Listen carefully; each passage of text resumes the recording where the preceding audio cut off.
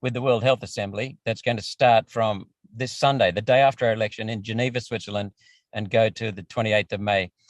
What we've got with this is that the United Nations has given us, as it often does, another process for a world pandemic treaty, which has got a timeline over the next 2 years to be voted on in 2024. And people have called us and said, what about that? And we've said, don't worry, we've checked it out. The timeline's there, nothing to be worried about immediately. We will work to defeat it. Then one of my staff became aware of the changes in the agenda, subtle changes in the agenda for the World Health Assembly next week. And that specifically was regard to changes in the World Health Organization's international health orders, international health regulations. And these changes seem minor. They're changes like changing the word can to the word shall.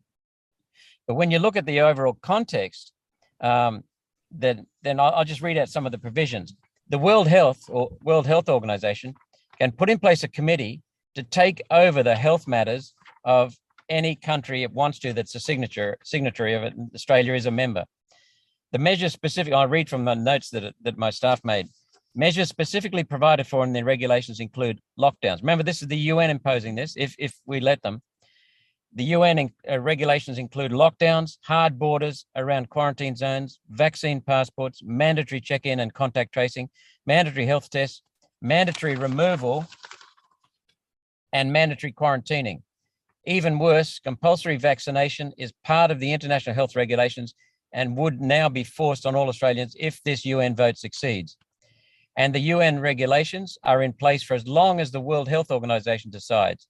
And what's more, Dave, the World Health Organization can declare a pandemic or declare a potential pandemic with no data, no justification, no even publishing their reasons, no appeal, no transparency, no fairness.